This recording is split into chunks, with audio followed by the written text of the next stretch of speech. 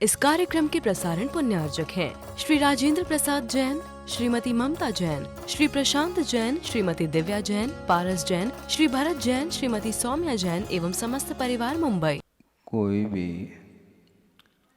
कार्य संपादित होता है तो उसके लिए कारणों की बड़ी आवश्यकता होती है। बिना कारण के कोई भी कार्य संभव नहीं है। कारण सदृशम कार्यम, इस प्रकार उक्ति मिलती है। आगम में उल्लेख है कि कारण के अनुरूप ही कार्य हुआ करता है। समझने के लिए आपने चना बो लिया तो चना ही उगेगा, गेहूं तो नहीं उग सकता। उसी प्रकार इसको बोलते कारण के अनुरूप कार्य होता है। लेकिन उसमें भी महत्वपूर्ण विषय ये है कि योग्यता और निमित्त, इन दोनों के माध्यम से ही कार्य संपादित होता है। योग्यता जो होती है वह निजी योग्यता मानी जाती है और उस योग्यता की अभिव्यक्ति के लिए बहुत सारे निमित्तों की आवश्यकता पड़ती है। तो यहाँ पर प्रसंग में श्रद्धान की उत्पत्ति के लिए अर्थात सम्यक दर्शन की उत्पत्ति में जो बहिरंग कारण बहुत सारे दिए हैं, जिसमें धर्म श्रवण भी है और जिनबिंब दर्शन को भी स्थान मिलता है। गुरुदेव ने बहुत अच्छी बात कही थी। एक प्रसंग उन्होंने बनाया था कि दो प्रकार के काव्य होते हैं। एक दृश्य काव्य होता है और एक श्राव्य काव्य होता है। दृश्य काव्य का अर्थ ये है जिनबिंब दर्शन, वहाँ पर धर्म श्रवण नहीं कराया जा रहा है, वहाँ पर दर्शन किया जा रहा है। आत्मा का क्या स्वरूप है उसका दर्शन करना चाहो तो जनबिंब के सामने आपको खड़े होना चाहिए। जिनेंद्र भगवान के दर्शन से क्या लाभ है यह भी बताया है। आप लोग दर्शन पाठ करते होंगे, बोलते होंगे, दर्शनेन जिनेन्द्राणाम साधूनाम वंदनेन च न चिरम तिष्ठते पापम छद्र हस्ते यथोदकम, इस प्रकार वह श्लोक मिलता है। जिनेन्द्र भगवान के दर्शन से और साधुओं के दर्शन से चिर संचित जो पाप है वह क्षण मात्र में धुल जाता है। लेकिन धुलने में इतना समय क्यों लग रहा है? छद्र हस्ते यथोदकम कहा। हाथ में अंजलि बनाई आपने और उसमें छेद है, तो वो अंजलि में पानी है तो वह रिश्ता रिश्ता रिश्ता एक क्षण में ही वह जल सारा सारा रिस करके नीचे आ जाता है। तो अभी तक वह पाप धुल क्यों नहीं रहा है? छद्र हस्ते यथोदकम कहा।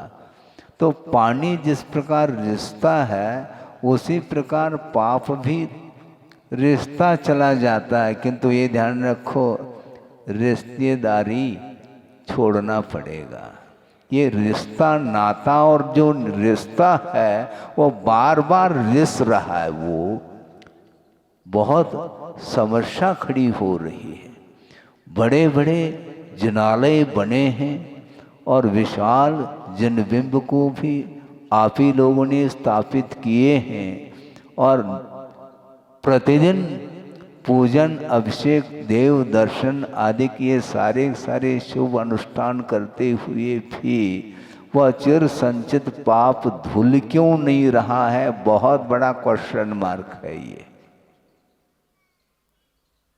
हाँ, घूम फिरा करके फिर करके वही विषय आपके सामने रखता हूँ, क्योंकि बार बार रिपीटेशन करते हुए भी, पुनरावृत्ति स्वाध्याय के माध्यम से वही वही विषय सामने लाते हुए भी भावों में जो पवित्रता आनी चाहिए वह क्यों नहीं आ पाता? उसमें स्थिरता क्यों नहीं आ पाती? मन अस्थिर होता है। पीपल का पेड़ देखा आपने? देखा है? उसके जो पत्ते हैं वो हिल रहे हैं, थोड़े बहुत भी हवा पर्याप्त है, किंतु हवा बिल्कुल रुक जाए तो पत्ते स्थिर रह जाते हैं। उसी प्रकार उपदेश चालू कर दिया तो थोड़ी बहुत हवा लगती है तो वह आप लोग हिल जाते हैं, डोलते हैं। क्या प्रवचन है! उतनी क्षण के लिए है वो, उसमें स्थिरता नहीं आती। और जब तक उसमें स्थिरता नहीं आएगी तब तक वह डीपली, वह उपदेश भीतर तक नहीं उतर पाता है। हृदयंगम करने के लिए बार बार आपको प्रयास करना पड़ेगा। अतीत अनंत काल में अनंत बार दर्शन किए होंगे, इसके बाद भी वह पाप धुल क्यों नहीं रहा है? पाप जो धुलता है वह पुण्य रूपी जल के द्वारा धुलता है। तो पुण्य संचित जिस क्वालिटी का होना चाहिए वह नहीं हो पा रहा है, इसलिए पाप धुल नहीं रहा है। कौन धोएगा? पाप का संचय भी अपने ही परिणामों के द्वारा, पुण्य का संचय भी अपने ही पवित्र परिणामों के द्वारा। तो ऐसी स्थिति में आप परतंत्र क्यों हैं? पाप करने में आप स्वतंत्र हैं तो पुण्य करने में भी आपकी स्वतंत्रता है। इसके उपरांत भी दीनहीन हो जाता संसारी प्राणी। गरीबी आ गई, गरीबी आ गई थी नहीं, मतलब अमीरी थी वह गरीबी आ गई। क्यों? अमीरी जो थी, जो संपदा, उसका उपभोग अत्यासक्ति के साथ कर लिया, उसके कारण अमीरी मिट गई। तो गरीबी आएगी, कभी रंक कभी राव, ये चलेगा। ये पैसा हजम हो गया, मेला खत्म हो गया। अब कहाँ से मेला? अब जेब में पैसा नहीं है तो केवल मेले का दृश्य देख करके आनंद नहीं आता, कुछ खाने पीने के लिए भी तो चाहिए, मिठाई के लिए। बड़ी विचित्र दशा है। एक प्रसंग, बहुत पुराना प्रसंग आपके सामने रख रहा हूँ, प्रसंग के अनुरूप वह याद आ जाता है। वह उस समय का प्रसंग है जिस समय स्कूल जाते थे। तो एक छात्र ने बड़े पुरुषार्थ करके धन का संचय किया था, क्योंकि मेले में जाना है। तो एक एक पाई जोड़ जोड़ करके बड़ी कठिनाई से पैसा मिलता है, नहीं मिल पाता। वह संचय करता करता करता चला गया और लगभग उस समय 5, 7, 10 रुपए संचित हो गए। अब मेले में जा रहा है और हम भी गए थे। कौन नहीं जाता? मनोरंजन कौन नहीं करता? राग किसको इष्ट नहीं है? लेकिन वह छात्र अपने साथ जा रहा है, मैं भी जा रहा हूँ, और मेले में प्रवेश पाना है, उसके पहले ही वह दृश्य देखने को मिलता है। मतलब ताश पत्ते वाला।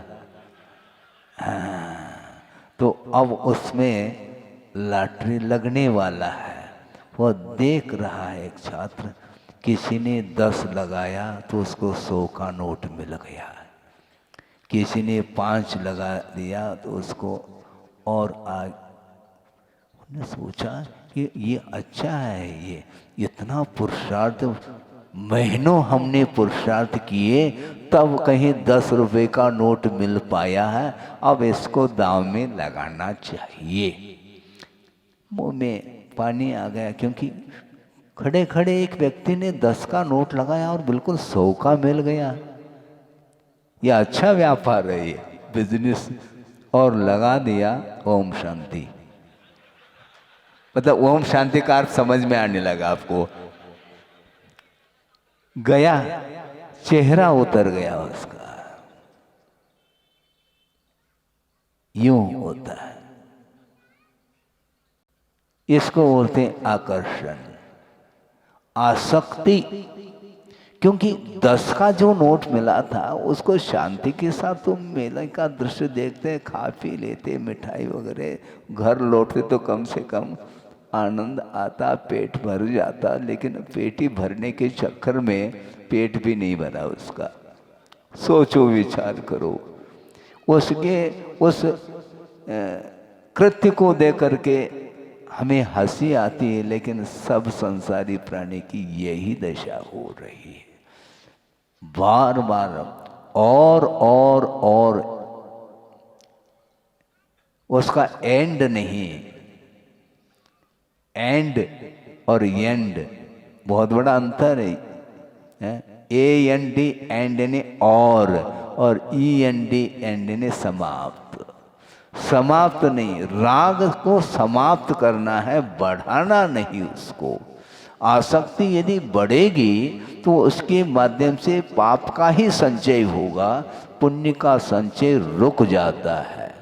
भावों में पवित्रता लाना चाहो, ये खेल नहीं है। कहाँ तो जिनेंद्र भगवान के दर्शन से चिर संचित पाप धुल जाते हैं, लेकिन अभी तक नहीं धुल पाया। क्षुद्र हस्ते यतोत कम कह रहे हैं, एक क्षण में धुल सकता है, लेकिन वो परिणामों की जो पवित्रता, उसकी जो क्वालिटी है, वह महत्वपूर्ण है। पाप को धोने के लिए ये धार्मिक अनुष्ठान किया जाता है। इसके पीछे और कोई भी लक्ष्य या प्रयोजन नहीं रहता और नहीं रहना चाहिए। तो धर्म श्रवण करते हैं तो उस समय दिमाग लगाना पड़ता है। ये श्राव्य काव्य है, किंतु जिनेंद्र भगवान के सामने खड़े होते ही किताब खोलने की आवश्यकता नहीं, साक्षात वीतरागता का दर्शन होता है। उनके शरीर में कोई भी विकृति नहीं, और विकृति किसके कारण आती है? विकृति, प्रकृति और संस्कृति, 3 चीजें हो गई।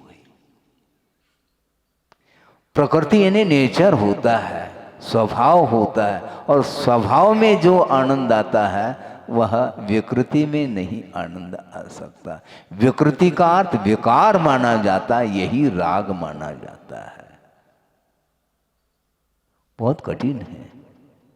भगवान के सामने खड़े होते सब कुछ भूल जाते हैं, लेकिन परिसर के बाहर जाने के उपरांत फिर वो कौन सी हवा लगती है, भगवान ही मालिक है उसके लिए। वो सारा सारा भाव डिलीट हो जाता है। इसलिए मैं बार बार इसको फोकस बना रहा हूँ, क्योंकि अब और कितना समय लगेगा पाप को धोने में। संचित पाप को धोना है, पाप का संचय करना नहीं नए सिरे से, लेकिन वह पाप का संचय करता चला जाता है। राग के कारण वह पाप संचित हो रहा है।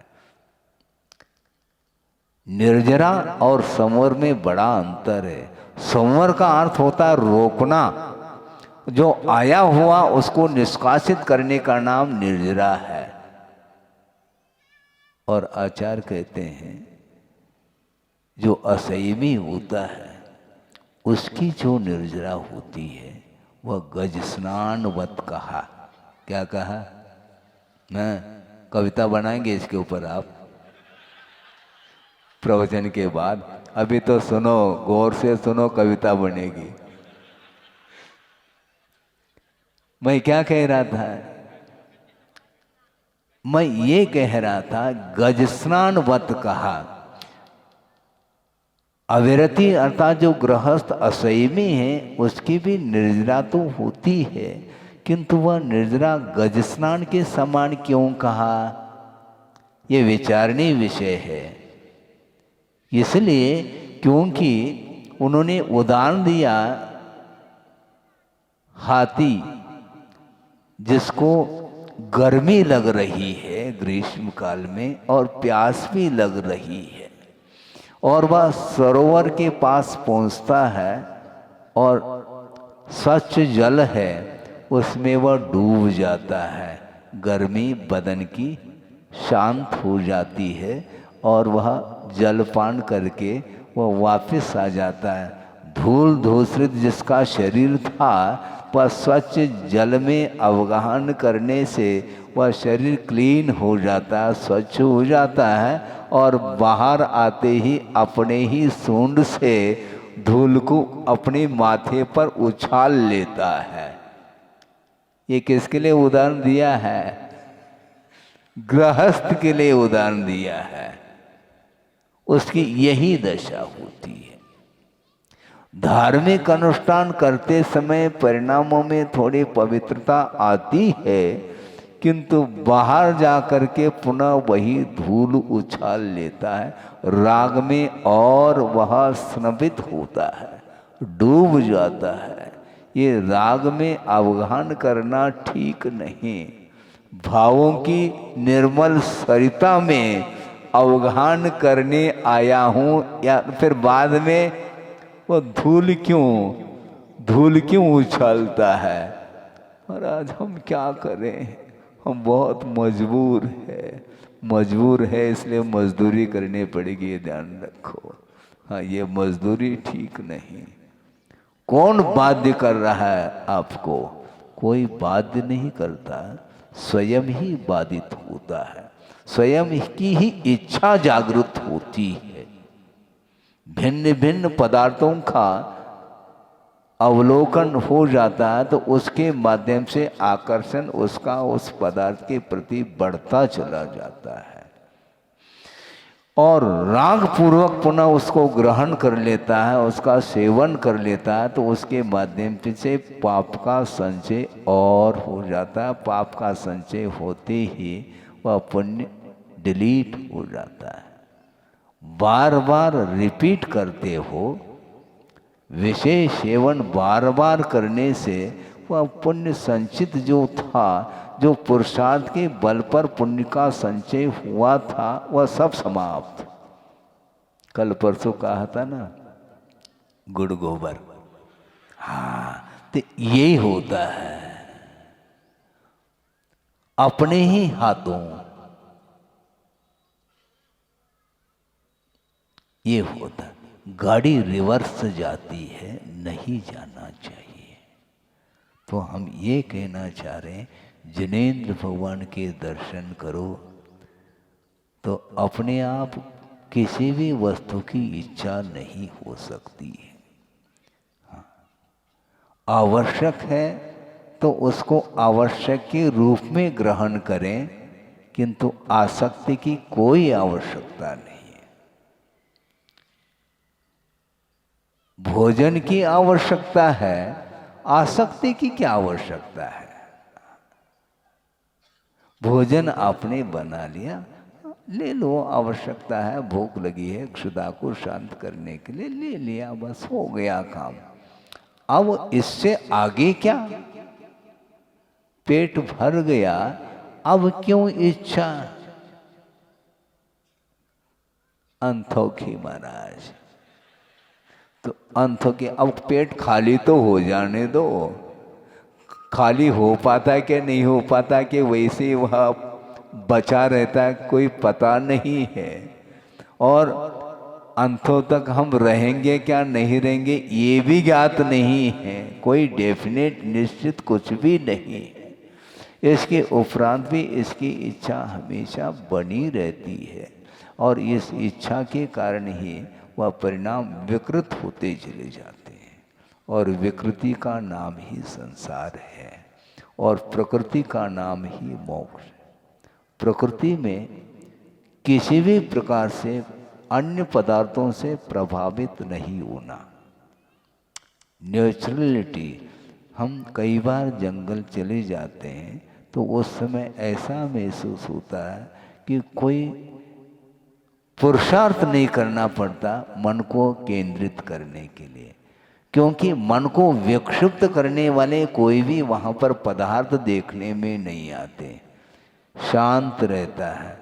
बड़े छोटे की परिकल्पना भी समाप्त हो जाती है। मैं बड़ा हूँ और ये छोटा है, ये कंपैरिजन वहाँ पर समाप्त हो जाता है। इसको बोलते हैं प्रकृति।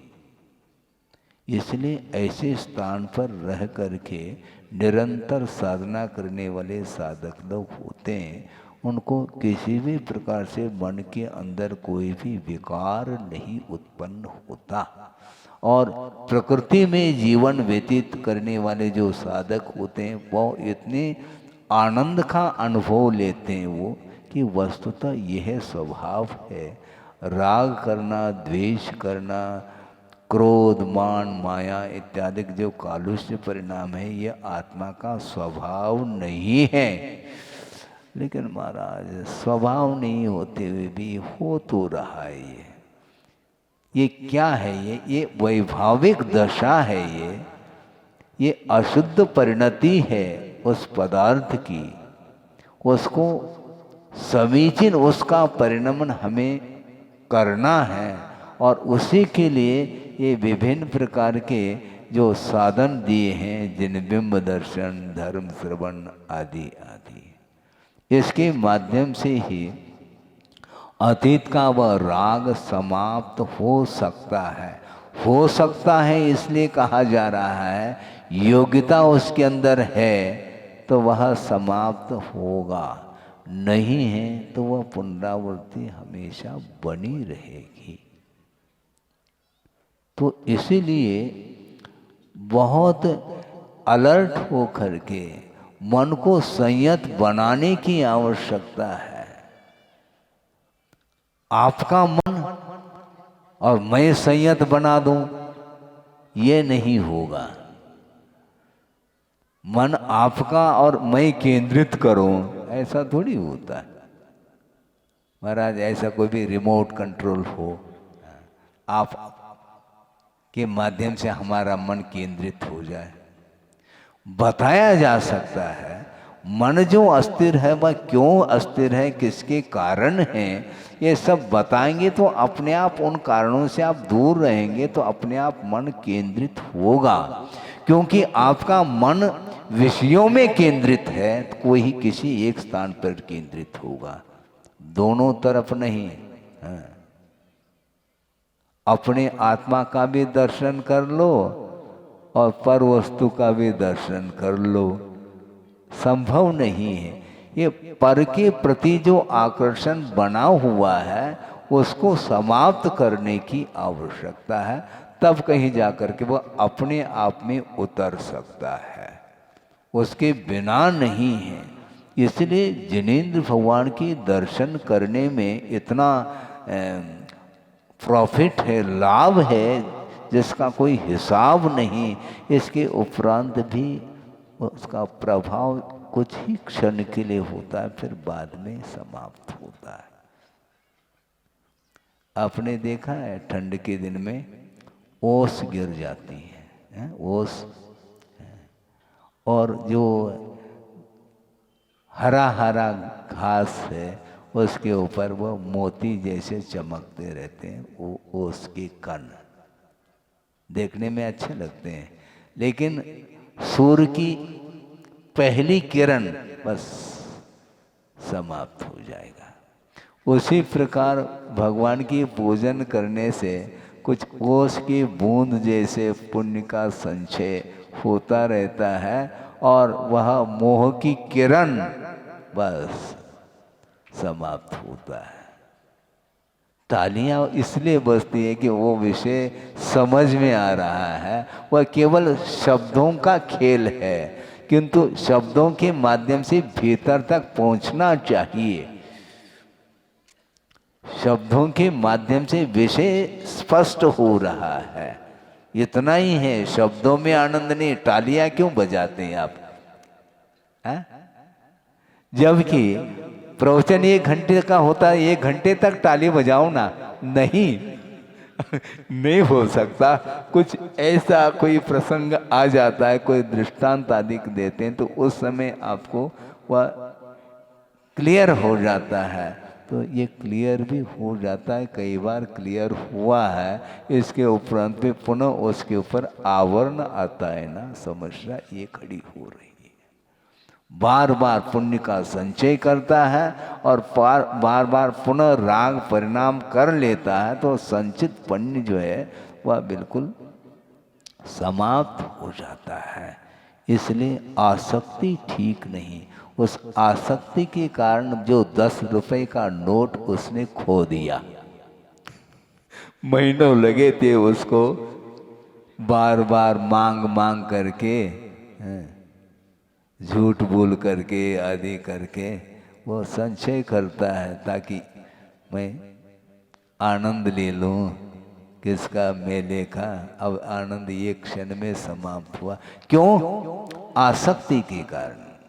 ये आकर्षण, वस्तुतः पुरुषार्थ करो, ये पुरुषार्थ नहीं माना जाता। दांव पे लगाना ये पुरुषार्थ नहीं। तुम कसरत करते, 10 का 100 हो सकता है, वो हम कसरत क्यों करें? तो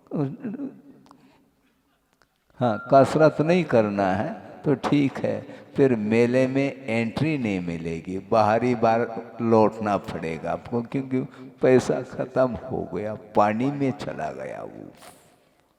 तो इस प्रकार वो खेल दिखाते हैं, और जो है उससे आकर्षित होकर के आ जाता है, और वह अपना पैसा दांव पे लगा करके समाप्त हो जाता है, और वो प्रॉफिट में है।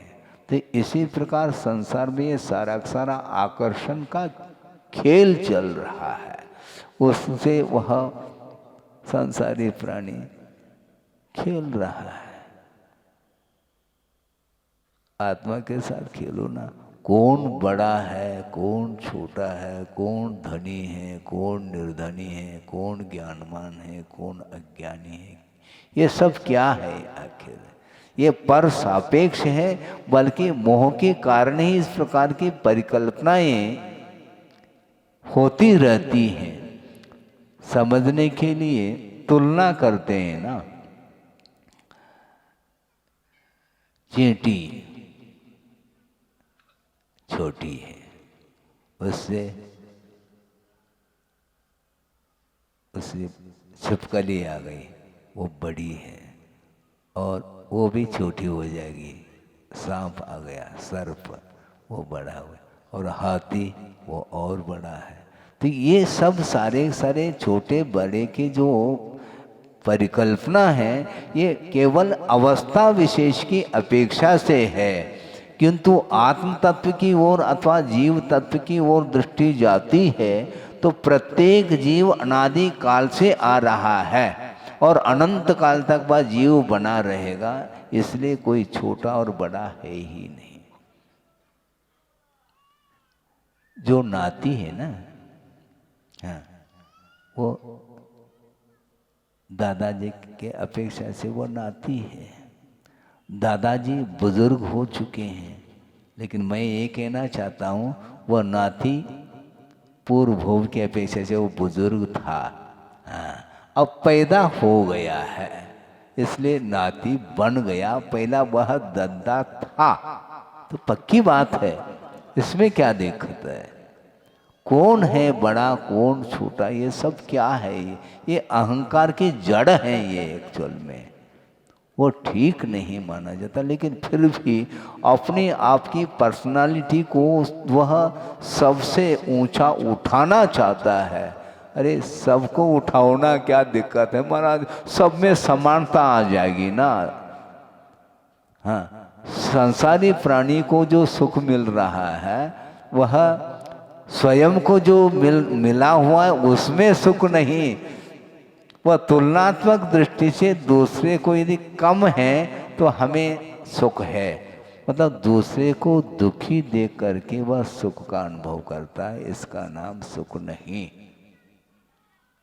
सभी सुख का अनुभव करें तो आनंद नहीं आता महाराज, आनंद नहीं आता। काय में आनंद आता है, मैं नियंता, मैं चलाऊं, ये एक है। मैं अध्यक्ष, उसका क्या रस आता है, जैसे नींबू निचोड़ने से रस आता है, ऐसा जो अध्यक्ष पद में कोई रस आ रहा है क्या, उसमें क्या आता है, लेकिन अहम का रस रहता है। वस्तुतः व्यवस्था बनाने की दृष्टि से प्रजा के हित में, समाज के हित में एक व्यवस्था बना करके सुचारू रूप से वह व्यवस्था बनी रहे, सबके लिए लाभ हो, इस दृष्टि से कोई व्यवस्था दी जाती है, वह अलग विषय है। किंतु उस कुर्सी को छोड़ना ही नहीं चाहता वो, उसी कुर्सी पर बना रहना चाहता है। ये क्यों बना रहना चाहते हो? तीर्थंकर है, निर्वाण को प्राप्त होते हैं तो उस सीट पर दूसरा आता है, दूसरा आता है।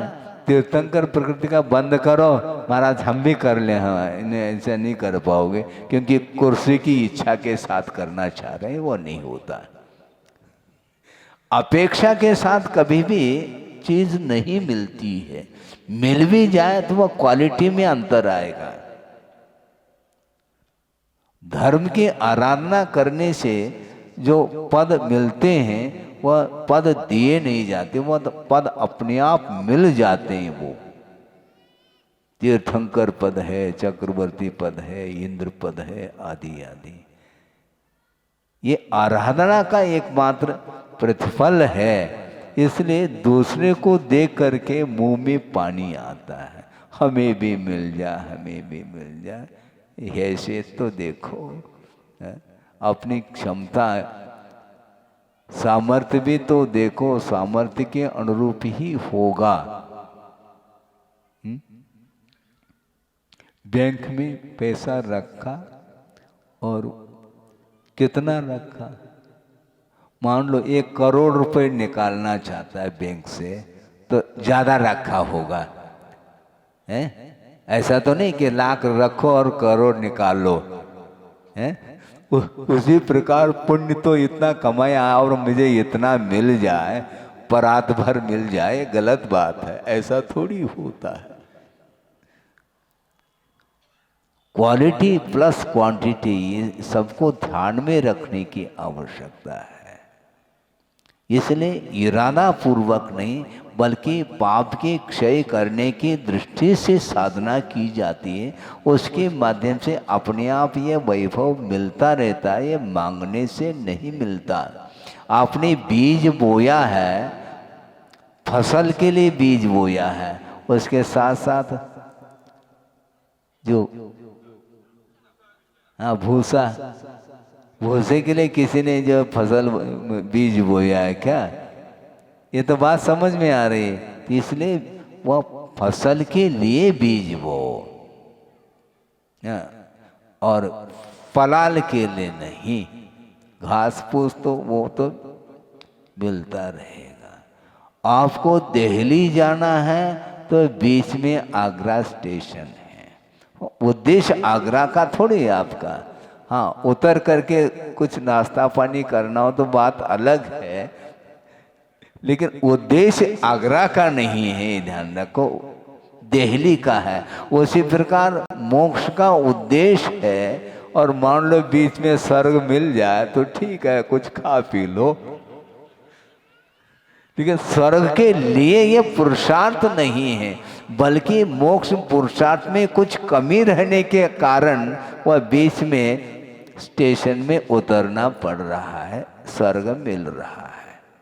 जैसे समझने के लिए समय हो रहा है आपका, 10 बज रहे हैं, 35 मिनट हो गया लगभग, और क्या 2-5 मिनट और ले लेंगे। मैं ये कह रहा था कि वस्तुतः उद्देश्य क्या होता है। हाँ, मैं ये कह रहा था 5 पांडव हैं और दीक्षित होकर के दिगंबरत्व को अंगीकार करके रत्नत्र की आराधना कर रहे हैं, और पूर्व में किया हुआ जो पाप कर्म का उदय है उसके कारण भयंकर उपसर्ग उन पांचों के ऊपर हुआ। अब उसमें से 3 मुक्त हो गए और 2 मुक्त नहीं हुए। कहाँ पर गए वो? स्वर्ग में तो है, लेकिन स्वर्ग के ऊपर सर्वार सिद्धि पहुंचे, वो सप्लीमेंट्री आ गई, मुक्त नहीं हुए। उसमें कुछ न कुछ कमी रही है, तभी वो सर्वार सिद्धि पहुंचे। सर्वार सिद्धि जाना भी खेल नहीं है बंधु।